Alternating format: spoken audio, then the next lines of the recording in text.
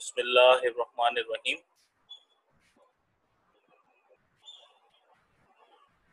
Chapter 2 vectors and equilibrium, जिसमें आपके पास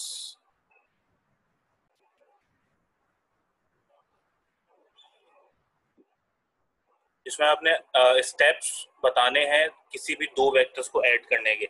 addition of a vector हमने समझ लिया था कि क्या होता है। दो वेक्टर्स को नॉर्मली ऐड करना is addition of a vector.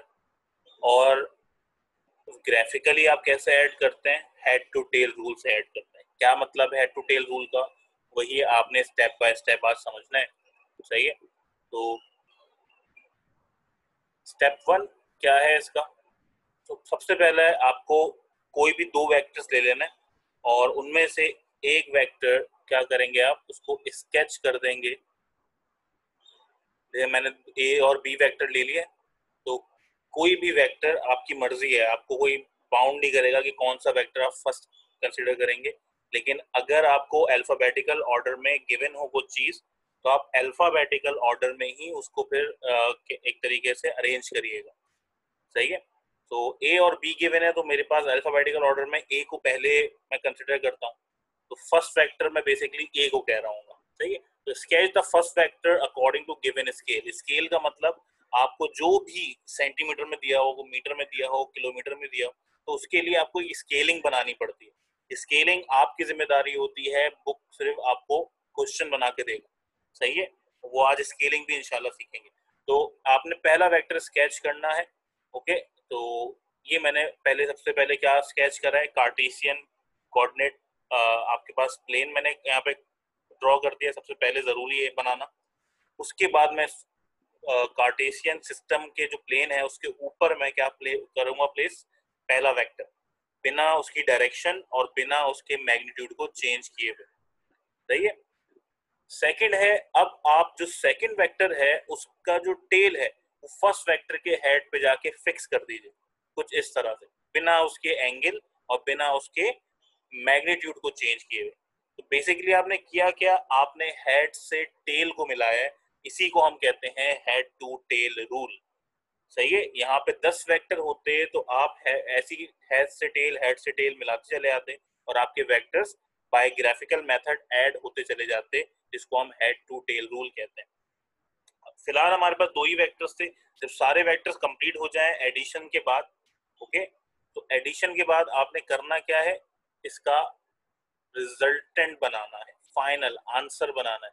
क्या कल हमने डेफिनेशन देखी थी रिजल्टेंट वेक्टर की? क्या होता है? ऐसा वेक्टर जो बाकी सारे कंबाइंड वेक्टर की इफेक्ट रखे अपने ऊपर। 10 वेक्टर आपने ऐड करे, 100 वेक्टर ऐड करे, उनका जो कंबाइन इफेक्ट होगा वो आपका रिजल्टेंट वेक्टर कहलाएगा। तो लास्ट जो होगा आप रिजल्टेंट वेक्टर ड्रॉ करेंगे कैसे? By joining the tail of first vector with the head of second vector, ये लास्ट वेक्टर जो आप समझ में आए आपके। फिलहाल दो वेक्टर हैं, इस वजह से मैं सेकंड वेक्टर कह रहा हूँ, बट हम लास्ट वेक्टर के हेड से इसको मिलाते हैं कुछ इस तरह से। तो जो लास्ट वेक्टर आप बनाओगे उसके बाद आप एक नया वेक्टर बनाएंगे जिसकी टेल पहले वेक्टर की टेल से और जिसका हेड आखिरी वेक्टर के हेड से मिला होगा। तो रिजल्टेंट को पहचानने का तरीका भी यही है, जिसमें जो टेल से टेल और हेड से हेड मिलाकर बना हो वो रिजल्टेंट वेक्टर है। चाहे तो अगर आप ड्रॉ कर रहे हो तो रिजल्टेंट को अलग कलर से शो कर दीजिएगा। सही है। तो ये सिंपल सा तरीका है हेड टू टेल मेथड का, किसी भी दो वेक्टर्स को ऐड करने का। उसके बाद आपको मेजरमेंट कैसे मिलेगी? अब मुझे तो ए और बी गिवन था, आर तो गिवन नहीं था, तो आर कैसे मेजर करोगे? तो आर आप सिंपली स्केल रख के मेजर करेंगे। सही है। कोई भी रूलर उठाएं और रूलर से आर के ऊपर अपना रूलर रखें और मेजर कर लें। मे बी ये 3 सेंटीमीटर है, 3.5 सेंटीमीटर, तो आप लिख लें resultant will be 3.5 centimetre. Okay. और उसके साथ साथ आपको एक चीज और देखनी पड़ती है, व्हाट इज द डायरेक्शन। सही है। डायरेक्शन का मतलब क्या होता है? एंगल। तो अगर मैं डायरेक्शन मालूम करना चाह रहा हूं अपने रिजल्टेंट वेक्टर की, सही है, तो रिजल्टेंट वेक्टर की डायरेक्शन आप कैसे मालूम करेंगे? हमेशा एक्स एक्सिस से उठता हुआ एंगल बनाएंगे। ओके, उसको थीटा का नाम देंगे। नॉर्मली हम थीटा लेते हैं एंगल को। और प्रोटेक्टर यानी इसको हम डी कहते हैं, डी स्केल जो कहलाता है, वो रखकर आप यहाँ पे एंगल मेजर कर लेंगे अपने रिजल्टेंट का। तो ये दो चीजें बहुत इंपॉर्टेंट होती हैं। ओके, पहला है आपके पास मैग्नीट्यूड, जो आपने रूलर से यहाँ पे रूलर रख के मेजर कर लिया होगा कितना सेंटीमीटर है कितना सेंटीमीटर है। ओके, और दूसरा है आपके पास क्या, एंगल, जो कि आपने यहाँ डी रख के मेजर करना है। ओके, कुछ भी एंगल आ सकता है 60, 50, 70। तो ये आपके पास दो चीजें, उन चीजों के बारे में इंफॉर्मेशन होनी चाहिए। याद रखिएगा, आपका जीरो एक्सिस हमेशा एक्स एक्सिस होगा, हमेशा हॉरिजॉन्टल से एंगल उठाएंगे। सही है, हमेशा हॉरिजॉन्टल से एंगल आप बनाना शुरू करेंगे। Addition of more than one vectors. अब देखो, मैंने पहले दो वेक्टर्स ऐड कराए थे, अब एक से ज्यादा वेक्टर्स को कैसे ऐड करेंगे। आसान तरीका है, कोई मुश्किल नहीं है, उन्हीं स्टेप्स को याद रखें और बस। अब एक की दो की जगह पे आपके पास 4, 5, 6 वेक्टर्स हो सकते हैं। तो मैंने वही बात लिखी है, इसको आप याद ध्यान कर लें। To add more than one vectors by head to tail rule, you must follow the same steps as addition of two vectors. सही है, जो आपने दो वेक्टर्स के एडिशन के लिए स्टेप्स याद किए थे, वही स्टेप्स आपको अपने माइंड में रखने हैं। Just simply sketch as many vectors as you have by placing tail of new incoming vector on the head of previous vector.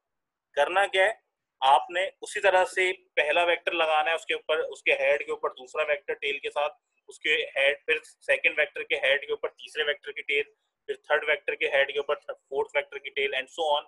जितने वेक्टर्स आपको दिए जाएं, ऐड करते चले जाएं, आपका काम बनता चला जाएगा। After placing all the vectors, form resultant vector by joining tail of first vector and head of last vector. वही चीजें, बस अब वेक्टर्स की तादाद बढ़ गई है। ओके, इसको पढ़ लीजिएगा, चीजें ज्यादा समझ में आ जाएंगी। सही है, जैसे सपोज कि मुझे 4 वेक्टर्स गिवन है इस तरह के डिफरेंट डायरेक्शन पे। देखो, तुम्हारी नेगेटिव वाली बात भी यहाँ पे आ गई। मैंने एक्सिस बनाया, अच्छा एक्सिस मैंने दिया वाला बनाया है, आप चाहें तो वो प्लस साइन वाला चारों कोऑर्डिनेट वाला एक्सिस बना सकते हैं। फिलहाल मुझे जरूरत नहीं थी, इसी वजह से मैंने सिर्फ इसको डिजाइन किया है। पहला वेक्टर एज इट इज, क्योंकि फ्री वेक्टर्स हैं, ना एंगल चेंज ना आपके पास यहाँ पे मैग्नीट्यूड चेंज। एंगल का ध्यान जरूर रखिएगा। फॉर एग्जाम्पल, आप ए का एंगल पहले ही नोट कर लीजिए, बी का एंगल पहले ही, सी का और डी का। कैसे, प्रोटेक्टर को रखकर, प्रोटेक्टर को ऐसे रखो कि ए आपके पास एक्स से एंगल बना रहा हो। सही है, सबके एंगल्स पहले ही फाइंड आउट कर लें, आपके लिए आसानी हो जाएगी ये बहुत ज्यादा। बी का एंगल भी ऐसे ही नीचे ऐसी इमेजिनरी लाइन ड्रॉ करके बी का एंगल भी मालूम कर लें, आपके लिए आसानी हो जाएगी। सी का एंगल भी ऐसे ही एक्स एक्सिस से, हमेशा याद करना पॉजिटिव एक्स एक्सिस से आप एंगल ड्रॉ करते हो। सही है, तो नीचे अगेन लाइन ड्रॉ करके पॉजिटिव एक्स एक्सिस से एंगल ड्रॉ करोगे, ये बैक साइड पे चला जाएगा, 90 से बड़ा हो जाएगा। इसको भी ऐसे ही करिएगा, एक्स पॉजिटिव एक्स एक्सिस से एंगल ड्रॉ करिएगा। सही है, ये भी बहुत बड़ा एंगल बनेगा। तो कोई मसला नहीं है, आपने एंगल फॉर्म करना है खुद से। ओके, बात समझ में आ गई होगी। तो चारों एंगल मुझे पता चल गया, तो ए का मैं एंगल पुट करके आसानी से इसको बिना डायरेक्शन चेंज किए भी यहाँ पे फिक्स कर सकता हूँ। तो ए को मैंने उसके एंगल के साथ पुट किया होगा विद सेम मैग्नीट्यूड। सही है, नेक्स्ट वेक्टर क्या होगा, ए के हेड के ऊपर आके लगेगा। अगेन इसका डायरेक्शन चेंज नहीं होनी चाहिए। डायरेक्शन चेंज नहीं होने के क्या तरीका है, आप एग्जैक्टली ए के हेड के ऊपर पैरेलल लाइन ड्रॉ करेंगे और वहां से बी का एंगल नोट करके एग्जैक्टली उसी एंगल पे बी फॉर्म करेंगे, ताकि आपके क्वेश्चन में गड़बड़ी ना हो जाए। सही, ये इमेजिनरी लाइंस होती हैं, पेंसिल से ड्रॉ करके डॉटेड लाइन बना के उसको मिटा भी सकते हैं, शो करने की जरूरत नहीं होती। सेम एज बी के ऊपर सी को ऐड करेंगे, सी को भी ऐड करने के लिए उसका एंगल जो होगा डिजायर्ड, उसको आपको पता करना होगा। और एक्सिस आप चेंज करते रहेंगे, कहाँ पे, हमेशा टिप ऑफ हेड पे चलती चल जाएगी एक्सिस। तो अब एक्सिस यहाँ बनेगा, इसके हिसाब से एंगल ड्रॉ कर लीजिएगा और एंगल ड्रॉ करके अपना मैग्नीट्यूड सी ड्रॉ कर दीजिएगा। सही है, और फाइनली जब आप आखिरी वेक्टर डी ड्रॉ कर रहे होंगे, उसका एंगल भी आप एक इमेजिनरी लाइन ड्रॉ करने के बाद, एक्स एक्सिस से एंगल मेजर करने के बाद उसका मैग्नीट्यूड ड्रॉ कर देंगे। सारे काम हो गए, अब रिजल्टेंट की बारी है। मैंने क्या कहा था आखिरी लाइन में कि after all joining all the vectors now place a resultant vector from first vectors tail to last vectors head. तो देख सकते हैं आप वेक्टर रिजल्टेंट वेक्टर को पहचानना कितना आसान है। पहले वाले की टेल से हमेशा कनेक्ट होगा और लास्ट वाले के हेड से कनेक्ट होगा। अब इसका मैग्नीट्यूड और एंगल कैसे मालूम करोगे? सेम तरीका, यहाँ पे स्केल रखो, इसकी लेंथ मालूम कर लो, आपको मैग्नीट्यूड पता चल गया। ओके, और प्रोटेक्टर रखो और यहाँ पॉजिटिव एक्स एक्सिस से इसका एंगल फाइंड आउट करो, आपको इसका फाइनल एंगल पता चल गया जिसको मैं यहाँ पे थीटा टी कह रहा हूँ। सही है, तो यहाँ पे आपको समझ में आ गया अगर दो से ज्यादा आपके पास वेक्टर्स होंगे तो वो किस तरह से ऐड हो रहे होंगे। बात समझ में आ गई?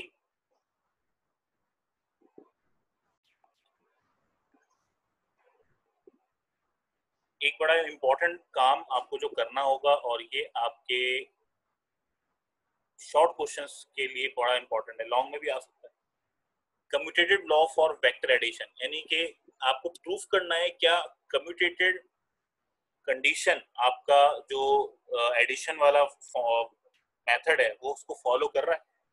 कम्यूटेटिव का क्या मतलब है कि आपने जो एडिशन किया है उसमें अगर वैल्यूज को फ्लिप कर दिया जाए, फ्लिप का मतलब उनकी पोजीशन को स्वैप कर दिया, पहले मैं ए से बी में ऐड कर रहा था, मैं अब बी से ए में ऐड कर रहा हूँ, तो क्या इन दोनों के दरमियान में सिमिलरिटीज बरकरार रहेंगी? अगर रहेंगी तो आप कहेंगे vector addition obeys the commutative law. सही है, कम्यूटेटिव लॉ क्या होता है? A plus B equal to B plus A. अगर ऐसा पॉसिबल हो गया तो मैं कहूंगा vector addition obeys commutative law, otherwise it doesn't obey commutative law. देख लेते हैं। तो उसके लिए आप डायग्राम क्या बनाओगे? एक ऐसा दो ऐसे ट्राइंगल जिनकी एक लंबी वाली साइड एक दूसरे के साथ अटैच्ड हो, या कह सकते हो कि मैंने एक आपके पास यहाँ पे पैरेललोग्राम लिया हुआ है जिसको मैंने बीच में से डायगोनल बनाकर क्या कर दिया, दो हिस्सों में डिवाइड कर दिया। अब इनमें से कोई एक वेक्टर बना लो ए, इनमें से कोई एक वेक्टर बना लो बी। सही, और जब मैं ए के ऊपर बी ऐड करूंगा तो रिजल्टेंट ये वाला होगा, बी के ऊपर ए ऐड करूंगा तो रिजल्टेंट ये वाला होगा। आप देख रहे हैं शायद, मैं इसमें वेक्टर को बना के दिखा देता हूँ आपको एग्जैक्टली किस तरह से बात कर रहा हूँ। तो पहली कंडीशन क्या है? ए के ऊपर बी को ऐड करना, ओके, और आपको रिजल्टेंट मिल जाएगा अपना ये वाला पर्पल वाला। और इसी तरीके से बी के ऊपर ए को ऐड करना और फिर अगेन पर्पल वाला रिजल्टेंट मिल जाएगा। तो अकॉर्डिंग टू डायग्राम तो मुझे समझ में आ रहा है कि दोनों ही तरीके से रिजल्टेंट सेम मिल रहा है। तो उसको सिंप्लीफाई करके भी देख लेते हैं। ओके, सबसे पहले कंसिडरेशन कुछ हिस्से में लिखोगे, vector addition is commutative, resultant is independent of which vector is added first. सही है, वही वाली बात। This can be graphically proof as follows. तो मैंने ग्राफिकली इसको प्रूफ करके बता दिया, थ्योरेटिकली इसको लिख लेते हैं खाली। सो जो बातें कही हैं उसको इंग्लिश में लिख लो।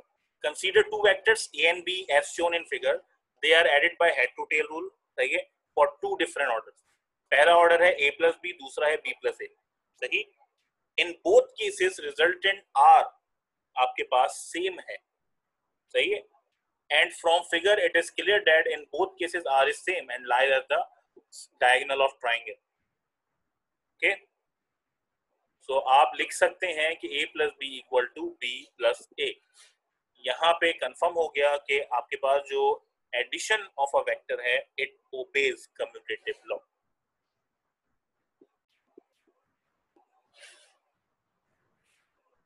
नेक्स्ट है सब्ट्रैक्शन ऑफ वेक्टर। ये वाली बड़ी इंपॉर्टेंट बात है, यानी वेक्टर को सब्ट्रैक्ट करना। अभी तो हम अब तक ऐड से बात कर रहे थे, एडिशन वाली बात करते हैं। सब्ट्रैक्शन क्या है? सब्ट्रैक्शन का मतलब ऑब्वियसली एक वेक्टर से दूसरे वेक्टर को माइनस करना।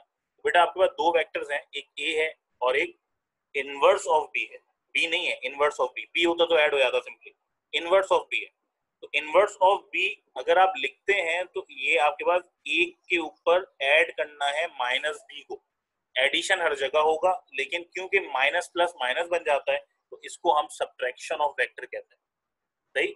तो क्योंकि बी की डायरेक्शन चेंज हो गई है तो आप गौर कर पा रहे होंगे कि मैंने ए के ऊपर बी को यहाँ पे ऐड जरूर करा है लेकिन नेगेटिव डायरेक्शन के अंदर। इसी वजह से जो रिजल्टेंट फॉर्म हो रहा है वो भी आपके पास नेगेटिव एक्सिस पे फॉर्म हो रहा है। सही है। तो उसको थ्योरेटिकली लिख लीजिए कि vectors can not be subtracted directly और in other words vector subtraction doesn't exist. मैंने वही बात कही कि हम एडिशन ही करते हैं बट क्योंकि माइनस प्लस वाली कंडीशन में हम वो आपके पास सुपेरियरिटी नेगेटिव साइन को देते हैं, इसी वजह से उसको कहते हैं हम सब्ट्रैक्शन, अदरवाइज एडिशन ही हो रहा होता है। To subtract a vector from one vector, we first obtain its negative and then add the negative to the other vector from which it is to be subtracted.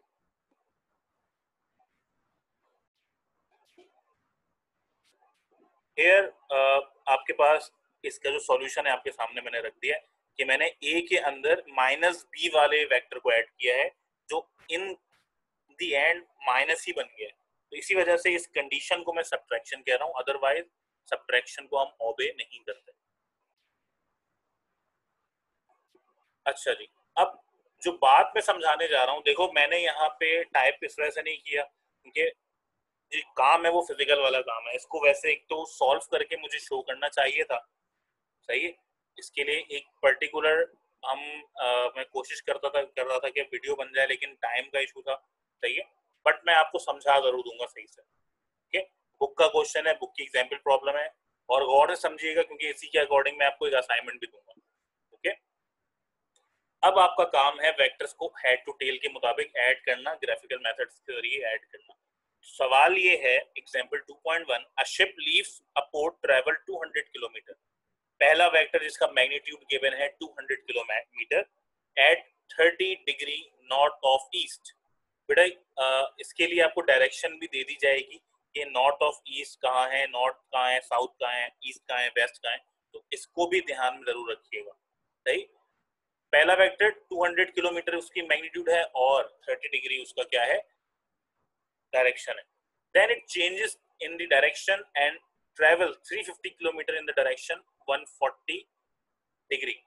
उसके बाद उसका जो magnitude change हुआ वो 350 हुआ और डायरेक्शन 140 डिग्री हो गई नॉर्थ ऑफ ईस्ट में। To reach the destination calculate the straight line distance covered by a ship. उसने कहा स्मॉलेस्ट डिस्टेंस उसने कितना कवर किया है उसके स्टार्टिंग पॉइंट से, तो आपने वही काम करना है, दो वेक्टर्स हैं दोनों को ऐड करना है, रिजल्टेंट निकालना है। सही है। ओके। अब जरा गौर करें करना क्या है। बेटा सबसे पहला जो काम है आप डाटा के अंदर एक जो इंपॉर्टेंट काम करेंगे वो है स्केलिंग करना। स्केलिंग मैंने कहा था बहुत इंपॉर्टेंट पार्ट है आपके पास। स्केलिंग कैसे करते हैं जरा गौर करके समझिएगा सही से। ओके। यहाँ पे जो स्केलिंग की हुई है वो 50 के अकॉर्डिंग स्केलिंग की हुई है, आपकी मर्जी है जिससे भी स्केलिंग करें आंसर सेम आता है हमेशा। ओके। आंसर हमेशा सेम आएगा। बेटा किलोमीटर को आप स्केल में ड्रॉ नहीं कर सकते 100%, कोई नहीं कर सकता। मैं बोलूंगा बेटा जरा 1 किलोमीटर की लाइन ड्रॉ करो, 1 किलोमीटर की लाइन का मतलब है आपको कितनी बड़ी लाइन ड्रॉ करनी पड़ेगी। मुझे तो ग्राफ पेपर पे बनाना है, मुझे तो वेक्टर पेपर के ऊपर ड्रॉ करना है, तो आप क्या करोगे, तो आपने करना कुछ ये है कि आपने पहले करनी है स्केलिंग। स्केलिंग कैसे करोगे, स्केलिंग का मतलब है अपने रूलर के नंबर्स के ऊपर इतनी बड़ी क्वांटिटीज को कन्वर्ट कर दो। पहली क्वांटिटी आपके पास आ रही है 200। ओके। और दूसरी क्वांटिटी है आपके पास 350। सही। ये मैं आपको आपके आसानी के लिए अपने ऑर्डर में बता रहा हूं ताकि समझ में आ जाए, फिर हम बुक वाले पे फॉलो करेंगे। और दोनों का यूनिट क्या है बेटा, किलोमीटर। मैं किलोमीटर ड्रॉ नहीं कर सकता, तो अब आप अपने स्केल में कितना मैक्सिमम ड्रॉ कर सकते हैं, कोशिश करिएगा आपकी जो लेंथ है वो 5 से 6 से ज्यादा एक्सटेंड ना करे सेंटीमीटर के अंदर। तो मैं यहाँ यूनिट कन्वर्जन करने नहीं जा रहा हूँ, स्केल को कन्वर्ट कर रहा हूँ यहाँ पे। सही है, आप अपनी मर्जी से कुछ भी सॉल्व कर सकते हैं। मैं अक्सर नंबर्स को देखकर सिंप्लीफाई करता हूँ, नंबर्स को देख के इसको कन्वर्ट करता हूँ। तो मेरे पास जो सबसे छोटा नंबर है 200 है अभी गिवन, और फिर 350 है। तो बेटा आप क्या करें, 200 को कहते हैं कि it is equal to 2 centimetre, it is equal to 2 centimetre. और 350 किलोमीटर को आप कहते हैं it is equal to 3.5 centimetre, it is equal to 3.5 centimetre. ये तो मैंने अपने स्केल के इक्वल ले आया। आसान तरीका सबसे ये होता है मिलते जुलते नंबर रखो ताकि सॉल्यूशन में आसानी हो। जरा मुझे बताएं 200 को 2 सेंटीमीटर बनाने के लिए मुझे इसको क्या करना होगा। यूनिट पे बच जाओ, सिर्फ नंबर को देखो। 200 को मैं 20 कैसे बना सकता हूँ? तो आपने कहा सर बड़ा आसान है, 200 को डिवाइड करा दें किससे, 100 से। 200 को 100 से अगर आप डिवाइड करा देंगे तो 0 से 0 कैंसिल होगा, 0 से 0 कैंसिल हो जाएगा, और इन दी एंड आपके पास क्या रह जाएगा, 2। तो मैंने जो स्केलिंग करी है वो 100 से डिवाइड करा के करी है, सेम एज 350 के साथ है। तो जो काम आप स्मॉलेस्ट नंबर या फर्स्ट नंबर के साथ करोगे वही काम सारे नंबर्स के साथ करना लाजमी होगा। अगर मैं ऊपर वाले को 50 से डिवाइड करता तो नीचे वाले को भी 50 से डिवाइड करना पड़ता, लेकिन मैं ऊपर वाले को 100 से कर रहा हूँ तो नीचे वाले को भी 100 से आंख बंद करके डिवाइड कर देना। 0 से 0 कैंसिल होगा और इस 0 की वजह से यहाँ पे पॉइंट आ जाएगा। ओके, आंसर क्या आ गया, 3.5। यही था जो डायरेक्ट काम किया था, वो यही बनाया था मैंने, बिल्कुल। तो पहला step, make a scale, convert your numbers into your particular scaling. अब इसी स्केलिंग के मुताबिक अपना रूलर रखें, और पहला वाला जो आपके पास वेक्टर है 200 किलोमीटर वाला, जो कि मैंने 2 सेंटीमीटर लिया है, बुक पे मत जाओ, आपको अपना काम करना है। बुक पे 4 सेंटीमीटर दिया हुआ है, मुझे नहीं पता, मुझे अपना काम करना है, अपने हिसाब से काम करना है। तो आपने ड्रॉ किया यहाँ पे 4 सेंटीमीटर का वेक्टर, आई मीन 2 सेंटीमीटर का वेक्टर। सही है, जो मैं बता रहा हूँ उस पर फोकस करो। आपने ड्रॉ किया 2 सेंटीमीटर का वेक्टर, और प्रोटेक्टर के साथ, प्रोटेक्टर में एंगल कितना गिवन है, 30। एंगल चेंज नहीं कर सकते, एंगल को सेम पुट करना होगा। 30 डिग्री के साथ मैंने 2 सेंटीमीटर की लाइन यहाँ पे ड्रॉ कर दी। सही है, तो मैं इसको 2 सेंटीमीटर लिख देता हूँ, इट इज 2 सेंटीमीटर।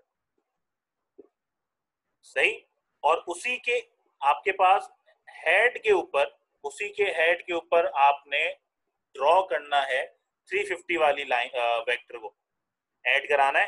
तो कितने सेंटीमीटर का ड्रॉ करना है, 3.5 सेंटीमीटर का ड्रॉ करना है इसको। यहाँ पे 3.5 सेंटीमीटर आपने इसको ड्रॉ कर दिया, जो इजीली ड्रॉ हो सकता है। अब आखिरी काम सबको पता है क्या करना है, हमें रिजल्टेंट वेक्टर को शो करना है। Where will be the resultant vector, तो पहले वाले की टेल और आखिरी वाले की हेड, ये बन गया रिजल्टेंट। ना रिजल्टेंट का मुझे एंगल मालूम है, ना रिजल्टेंट का मैग्नीट्यूड मालूम है, स्केल रखो, रिजल्टेंट का मैग्नीट्यूड ड्रॉ कर लो। ओके, प्रोटेक्टर रखो, रिजल्टेंट का आपके पास एंगल ड्रॉ कर लो। बेटा जितना भी आए, फॉर एग्जाम्पल आपके पास 6.8 ही आ रहा है, सही है, फॉर एग्जाम्पल 6.8 ही आ रहा है, आएगा नहीं, मैं सिर्फ एग्जाम्पल के लिए बता रहा हूँ, आपको सॉल्व करेंगे। सही है, ये मैं बोर्ड पे करा रहा होता तो मैं स्टेप बाय स्टेप सब सारी चीजें सॉल्व आपसे करवाता। जस्ट सपोज आपका आंसर 6.8 ही आया फॉर एग्जाम्पल, सही है, आंसर क्योंकि गलत आएगा इसकी वजह से मैं इसी वजह से आपको कह रहा हूँ, जस्ट फॉर एग्जाम्पल 6.8 सेंटीमीटर इसका आंसर आया। आंसर को सेंटीमीटर में नहीं लिख सकते क्योंकि ये मेरी स्केलिंग थी, मैंने अपनी आसानी के लिए इसको 6.8 सेंटीमीटर बनाया है। ओके, अपनी आसानी के लिए। बट मैं चाह रहा हूं कि जिस तरह से क्वेश्चन दिया हुआ है किलोमीटर में, वैसे ही मेरे पास आंसर आए किलोमीटर में। तो बेटा मैंने डिवाइड करके सेंटीमीटर में कन्वर्ट किया था, अपनी वैल्यू बनाई थी। तो आप वापस से मल्टीप्लाई करके अपनी वैल्यू बना लीजिए। क्या करके, वापस से मल्टीप्लाई करके अपनी वैल्यू बना लीजिए। यानी 6.8 को मल्टीप्लाई कर लो 100 से। तो आप जब 100 से मल्टीप्लाई करोगे तो आपके पास जो आंसर आएगा वो आ जाएगा समथिंग 680। ओके, 680 आंसर आएगा विद सम एंगल। और 680 बराबर हो जाएगा दिस टाइम किलोमीटर। हरगिज मैं ये नहीं कह रहा कि सेंटीमीटर में अगर 100 मल्टीप्लाई करते हैं तो किलोमीटर बन जाता है, नहीं, ये सिर्फ स्केलिंग है। स्केलिंग में आप वेलोसिटी को भी सेंटीमीटर में कन्वर्ट कर रहे होगे, स्केलिंग में टाइम को भी सेंटीमीटर में कन्वर्ट कर रहे होगे, everything could be converted in centimetres, because आपके पास सेंटीमीटर से छोटा और उससे बड़ा स्केल इस्तेमाल करने की इजाजत नहीं है। मिलीमीटर यूज नहीं कर सकते, बहुत छोटा स्केल हो जाएगा, मीटर इस्तेमाल नहीं कर सकते, बहुत बड़ा स्केल हो जाएगा, तो सब कुछ सेंटीमीटर में कन्वर्ट होना लाजमी है। अगेन बात कह रहा हूँ कि आप, मैंने जो स्केलिंग की है उसके अकॉर्डिंग सॉल्यूशन करके देखिएगा, आपका आंसर 340 किलोमीटर के करीब करीब ही आएगा। इसमें ड्रॉ करना लाजमी है, इसमें ड्रॉ करना लाजमी है रिजल्ट, और इन दी एंड आपके पास जो सॉल्यूशन है, सॉल्यूशन आपके पास डायग्राम है, आखिरी में सिर्फ आपको रिजल्ट लिखना है कि भाई मेरा आंसर ये आ रहा है, बस। ओके, कि मेरा आंसर ये आ रहा है, ये आंसर है, आप लिख दिए, इसको कंफर्म कर दें। ओके बेटा।